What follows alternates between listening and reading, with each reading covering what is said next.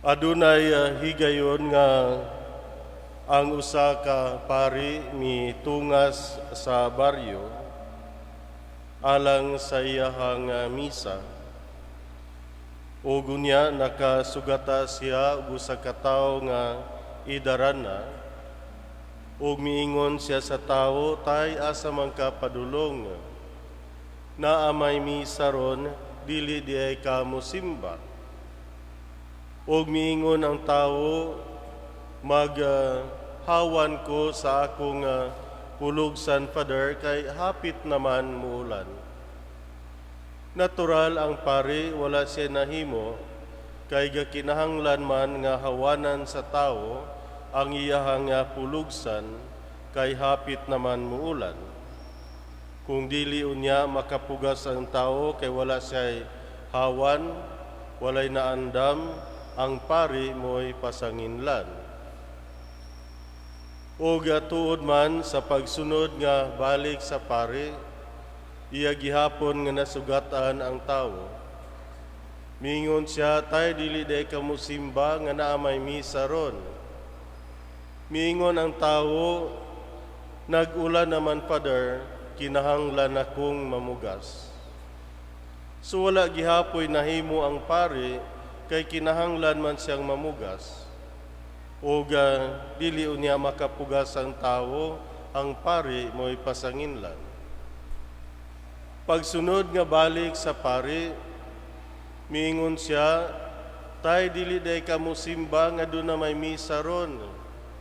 Miingon ang tawo, niturok naman ang ako mga pinugas, Father, pero daghan man pong sagbot, magbunlay na pud ko.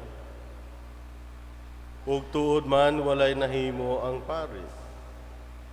Pagsunod nga balik sa pari, nasugatan niya ang tawo. Miingon ang pari, dili day ka mosimba, tay, nga doon na may misa ron.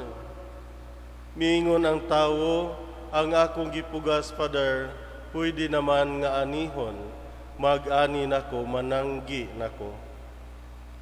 Ug wala gihapoy nahimo ang pari.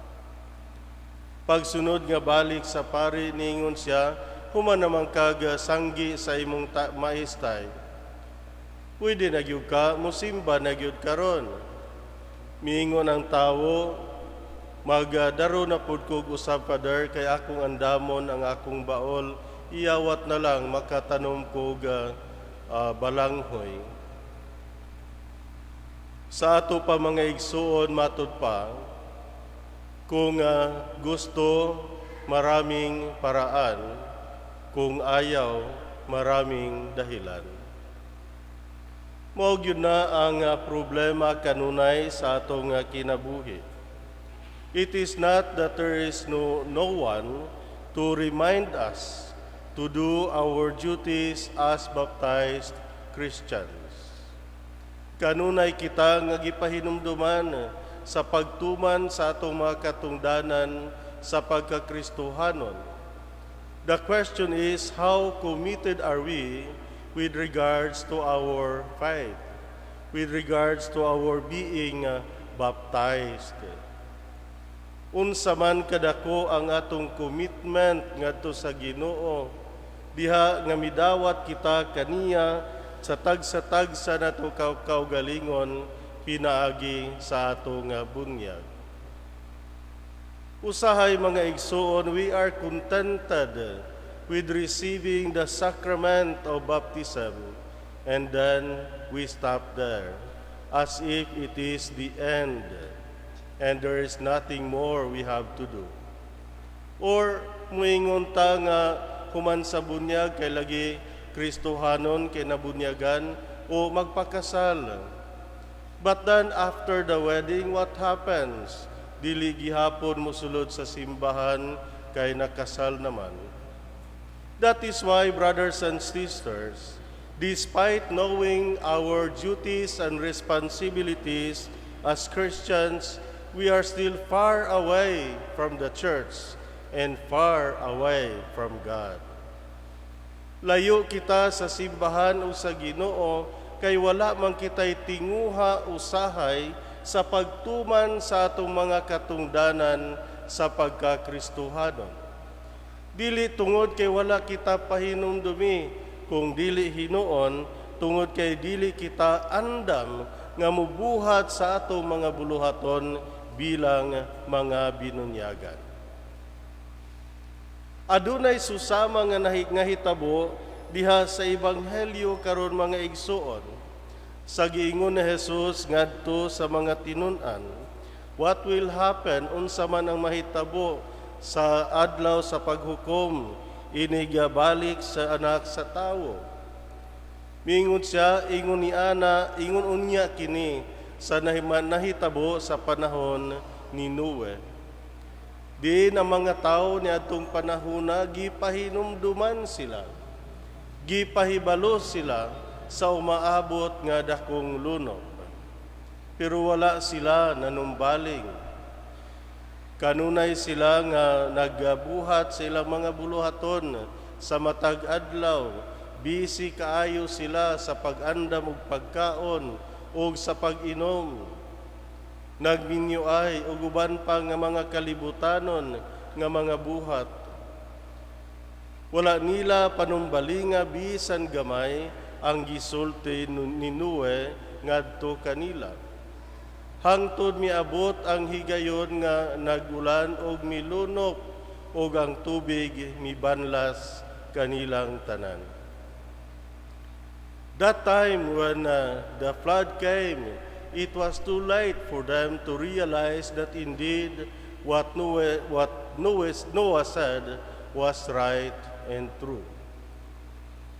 Mao kana mga igsuon ang angayan nato nga tan-awon sa tagsa-tagsa nato kakinabuhi. We have people, we have the church, we have many messages that we hear that would remind us of our duties and responsibilities as Christians, and yet we do not listen to them. Kay dili man kita lig-on diha sa atong pagkakristohanon o sa atong pagkasumusunod ni Kristo. O kahabahinoon, tungod kay daghan kaayo kita gikabisihan diha sa atong kinabuhi. Tungod kay adunay daghan nga mahinungdanon alang kanato sa atong pagkatawo. The problem is we don't give enough time to reflect on the message of God for each one of us. Dili kita manumbaling sa mensahe sa Ginoo, mao kana nga dili usab kita mangita og panahon alang sa Ginoo. But then what if it will be too late when we realize that indeed we have to do our duties as baptized Christians and Catholics for that matter. Mga igsuon ang atong pagkabinunyagan, dili lang basta binunyagan, kung dili aduna kitay mga obligasyon sa tagsa-tagsa nato kakinabuhi ug ngadto sa atong isig kaingon. Mao kini ang gisulti ni Isaías mga igsuon sa unang pagbasa karon nga atong nadungog. Mingon si Isaías, kini mao ang mensahe sa Dios nga iyang gihatag kang Isaías. Mingon si Isaías, manungas kita sa bukid sa Ginoo, ngadto sa templo sa Dios ni Israel, aron tultulan kita niya sa iyang mga dalan, ug maglakat kita subay sa iyang agianan. Manungas kita sa bungtod sa bukid sa Ginoo. That means we go to the temple of God. Musulod kita sa balay sa Dios. Atong gigahin o gahinan og panahon ang Ginoo diha sa tagsa-tagsa nato kakinabuhi. Manungas kita sa bungtod sa Dios tungod sa pagtuo. Manungas kita sa bungtod sa Dios tungod kay aduna kitay mga katungdanan bilang mga sumusunod ni Kristo. Manungas kita sa bungtod sa Dios kay buot ang Dios nga mahingpit ang atong pagkahiusa kaniya. Manungas kita sa bungtod sa Dios aron tudluan kita niya sa angayan nga buhaton bilang mga sumusunod sa iyang anak ang atong Ginoong Hesukristo. Kung muingon kita mga igsuon aron tultulan kita niya sa matuod nga dalan, unsa may ipasabot niini. Unsa man nga dalan ang angayan natong subayon, sumala sa mensahe nga atong nadungog karon nining unang adlaw sa panahon sa unang Domingo sa panahon sa Adbyento. Mausab kini ang mensahe ni San Pablo sa iyang sulat ngadto sa taga-Roma. Mingon si San Pablo na sayod kamo unsa nang taknaa karon. Mao na kini ang panahon nga angay kamong magmata. Kay mas duol na karon ang atong kaluwasan kaysa pagsugod nato sa pagtuo. Mao na kini ang panahon nga angay kitang magmata. Ug mipadayon si San Pablo sa pag-ingon, magbinuotan kita sa atong pagkinabuhi, ingon nga mga tao nga anaa sa kahayag. Magbinuotan kita sa atong pagkinabuhi, sa ato paisalikway nato ang tanan nga makapahimulag kanato sa Ginoo. Isalikway nato ang bisan unsa nga magbitad kanato pahilayo sa Dios, ug buhato nato ang tanan nga angay ug subay sa kabubuton sa Ginoo. Mga igsuon, bilang mga binunyagan, dili nato angayan nga ibaliwala ang mensahe sa Dios. Bilang mga binunyagan, aduna kitay katungdanan ngadto sa atong isig kaingon. Sa pagdala kanila ngadto sa Dios, ingon nga kita anaa kaniya diha og tungod sa pagtuo. Matod pabitaw sa atong tubag sa Salmo Responsoryo, nalipay ako nga giingnan ako nila, mangadto na kita sa balay sa Ginoo.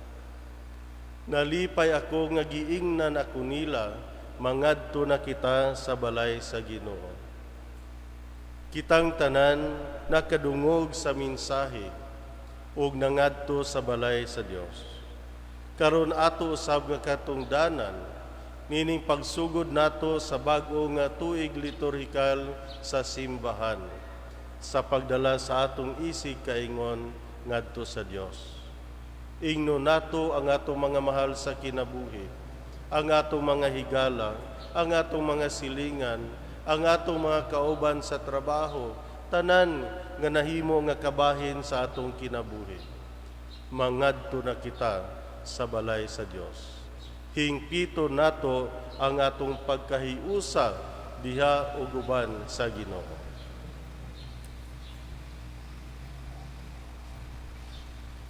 Please stand.